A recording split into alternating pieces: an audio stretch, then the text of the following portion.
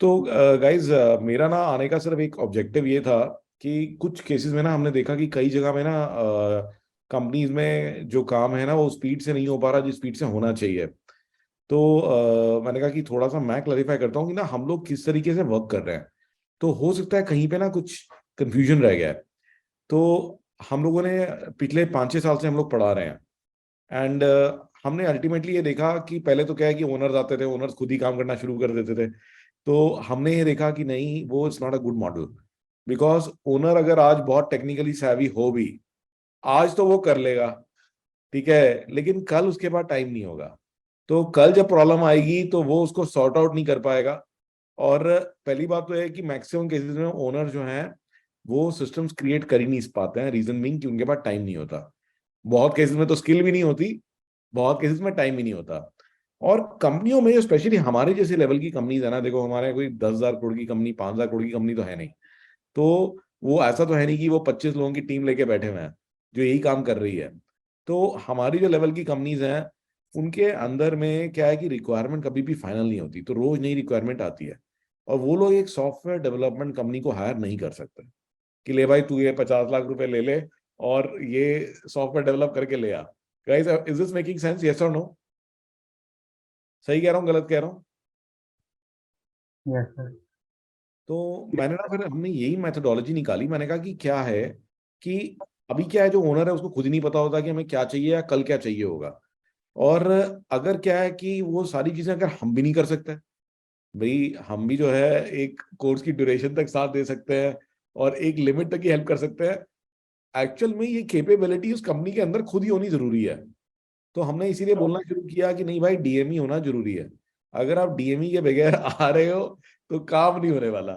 और फिर हमने कहा कि भाई डीएमई को ट्रेनिंग भी देनी जरूरी है, ठीक है ना। तो इसीलिए हमने ये प्रोग्राम बनाया डीएमई ट्रेनिंग का। और इसी के अंदर ना मैंने ये देखा कि कई जगह में हमें ना ऐसा देखने को मिल रहा है कि डीएमई ना बैक सीट पर हैं। वो हमारी टीम को आगे ले ले रहे हैं फ्रंट सीट पे कि नहीं तुम कर दो, तुम कर दो। तो हमारी टीम कर तो देगी और उनको मैंने बोला भी है कि आप सपोर्ट करो अच्छे से। लेकिन क्या होगा कि उसमें ना आपकी कैपेबिलिटी डेवलप नहीं होगी। हमारा ऑब्जेक्टिव ये है कि डीएमई जो है वो एक तरह से सॉफ्टवेयर डेवलपमेंट टीम हो जाए। आपको जो हेल्प हमारे से चाहिए आप हमसे लो, बट आप करो। क्योंकि कल को अल्टीमेटली कंपनी में कोई भी रिक्वायरमेंट आती है वो आप नहीं समझोगे, और अगर आपको करना नहीं आता होगा तो कहीं ना कहीं पे आप अटक जाओगे, ठीक है ना। क्योंकि कोर्स की भी ड्यूरेशन फिक्स्ड है।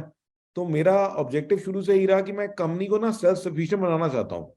ज्यादातर कंपनियां फंस जाती हैं कि अच्छा भाई सॉफ्टवेयर डेवलप करा लिया, अब वो जो है सॉफ्टवेयर डेवलपर के उस पर ही एक तरीके से आप कह रहे हो डिपेंडेंट हो जाती हैं। बट हमारे केस में ऐसा मैं नहीं चाहता। मैं चाहता हूं कि जो हमारा डीएमई है वो एक्सपर्ट है, he is the data management expert. तो वो कुछ भी कराना चाहे, और आपका खुद का करियर जो है वो तभी आगे बढ़ेगा जब आप डिफिकल्ट से डिफिकल्ट प्रॉब्लम को सॉल्व करना सीख लोगे। मैं तो इवन बोलूंगा कि भाई स्क्रिप्टिंग तक भी सीख लो, आप स्क्रिप्टिंग से आगे भी चले जाओ, ठीक है ना, स्क्रिप्टिंग में भी सीखो। तो आपको अपना करियर आगे बढ़ाना है तो आपको नए स्किल तो ऐड करने ही पड़ेंगे। तो गाइज मैं सिर्फ यही रिक्वेस्ट करूंगा कि जो भी प्रॉब्लम आ रही है, जो आप, क्योंकि देखो कंपनी के अंदर काम कर रहे हो, आपसे बेटर कोई उसको समझ ही नहीं सकता कि रिक्वायरमेंट क्या है, कि मेरी कंपनी को चाहिए क्या है, ठीक है ना। आप हमारी टीम से आइडियाज लो, हमारी टीम से सपोर्ट लो, बट खुद से सॉल्व करने की कोशिश करो। क्योंकि अगर सारे टाइम आप मानो कि भाई अब ट्यूटर आ गया, अब ट्यूटर से अगर हर बार बच्चा ट्यूटर से ही सॉल्व करा लेगा, ठीक है ना, तो जब एग्जाम में कोई नया क्वेश्चन आएगा तो क्या करोगे, ठीक है ना। तो इसी के लिए ये जरूरी है कि स्किल आपकी बढ़नी चाहिए, ठीक है। और सपोर्ट के लिए हम डेफिनेटली बैठे हुए हैं। तो आप पूरी कोशिश करो, और ओनली जब आपको लगता है कि हाँ भाई ये चीज अब मेरे से नहीं हो रही, तब मेरी टीम की सपोर्ट लो। उसी में आपकी ग्रोथ है, और कंपनी के लिए भी वो एक विन विन सिचुएशन है, ठीक है ना।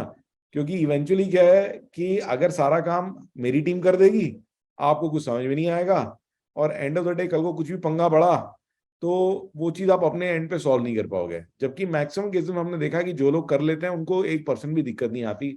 उल्टा वो तो उल्टा हमें सजेशन देते हैं कि तुम अब ये भी कर सकते हो, ये भी कर सकते हो। तो वो लेवल चाहिए मुझे आप सबका कि भी आप जो है नई चीजें बनाने में और नई चीजें करने में हमें सपोर्ट करो, और जो रूटीन की चीजें हैं, बेसिक चीजें, ये सब तो आप बिगैर एफर्ट के, बिगैर सपोर्ट के भी इजीली कर पाओगे।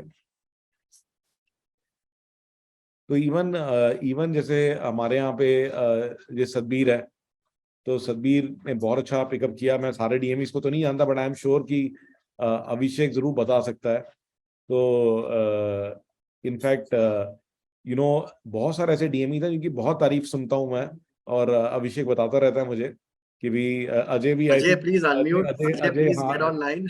Ajay is also there, Ajay Ajay is is one also of my there. hot favorites after Sadhbir, हाँ very हाँ, honestly. तो अब I'm मुझे torn पता है, अजय between अजय मैं Ajay and फीडबैक Sadhbir. लेता रहता हूँ, मुझे हाँ, पता लगता रहता है, तो ऐसा नहीं है कि मैं सामने नहीं आता तो मुझे पता नहीं है। क्योंकि देखो, जो लोग मेहनत करते हैं वो अलग से ही चमकते हैं। क्योंकि देखो, आगे प्रोग्रेस करने के लिए मेहनत तो करना पड़ेगा। ठीक है ना? अगर आप सोचो कि नहीं भाई सारा काम ये कर देंगे या इनकी टीम कर देगी, तो कर तो देंगे हम, लेकिन कब तक करेंगे? ठीक है ना? आपकी तो कोई ग्रोथ होगी नहीं, और कंपनी की भी ग्रोथ नहीं होगी। तो आई एम श्योर कि all of you are amazing, और आप बहुत कुछ चीजों के लिए कैपेबल हो, और हम नई नई चीजें निकाल रहे हैं, अमेजिंग चीजें आ रहे हैं, बहुत सारी नई चीजें सिखाएंगे आपको। ठीक है ना? तो ये जो अपनी स्किल्स को बढ़ाते जाओ, सीखते जाओ, और डिफिकल्ट से डिफिकल्ट प्रॉब्लम को पहले खुद से सॉल्व करने की कोशिश करो।